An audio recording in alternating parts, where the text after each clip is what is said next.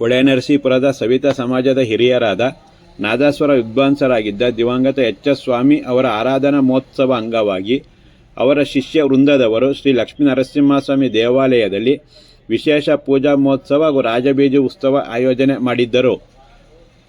ಪಟ್ಟಣದ ಸವಿತಾ ಸಮಾಜದ ಹಿರಿಯರು, ನಾದಸ್ವರದ ವಿದ್ವಾಂಸರು ಹಾಗೂ ಆಕಾಶವಾಣಿ ಮತ್ತು ದೂರದರ್ಶನ ಕಲಾವಿದರಾಗಿದ್ದ ದಿವಂಗತ ಎಚ್ ಎಸ್ ಸ್ವಾಮಿ ಅವರು 7-8 ವರ್ಷಗಳ ಹಿಂದೆ ಮೃತಪಟ್ಟಿದ್ದು, ಅವರ ಆರಾಧನಾ ಮಹೋತ್ಸವ ಅಂಗವಾಗಿ ಅವರ ಶಿಷ್ಯ ವೃಂದದವರು ಶ್ರೀ ಲಕ್ಷ್ಮೀ ನರಸಿಂಹಸ್ವಾಮಿ ದೇವಾಲಯದಲ್ಲಿ ವಿಶೇಷ ಪೂಜಾ ಮಹೋತ್ಸವ ಆಯೋಜನೆ ಮಾಡಿದ್ದರು. ಪಟ್ಟಣದ ಹೆಸರಾಂತ ನಾದಸ್ವರ ವಿದ್ವಾಂಸರಾಗಿದ್ದ ದಿವಂಗತ ಎಚ್ ಎಸ್ ಸ್ವಾಮಿ ಅವರು ನೂರಾರು ಕಲಾಸಕ್ತರಿಗೆ ನಾದಸ್ವರ ಕಲಿಸಿಕೊಡುವ ಮೂಲಕ ಅಪಾರ ಶಿಷ್ಯ ಪಡೆ ಹೊಂದಿದ್ದರು ಮತ್ತು ಅವರ ಶಿಷ್ಯರು ಮಂಗಳವಾದ್ಯ ವಿದ್ವಾಂಸರಾಗಿ ಹಲವಾರು ರಾಜ್ಯಗಳಲ್ಲಿ ಖ್ಯಾತರಾಗಿದ್ದಾರೆ.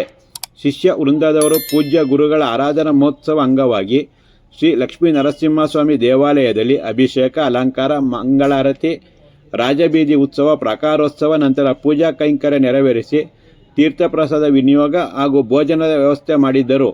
ದಿವಂಗತ ಎಚ್ ಎಸ್ ಸ್ವಾಮಿ ಶಿಷ್ಯ ವೃಂದದವರು ದೇವಾಲಯದ ಪ್ರಾಂಗಣದಲ್ಲಿ ಪೂಜ್ಯ ಗುರುಗಳ ಗೌರವಾರ್ಥ 1 ಗಂಟೆಗೂ ಹೆಚ್ಚು ಕಾಲ ಮಂಗಳವಾದ್ಯ ನುಡಿಸಿ ಗೌರವ ನಮನ ಸಲ್ಲಿಸಿದರು.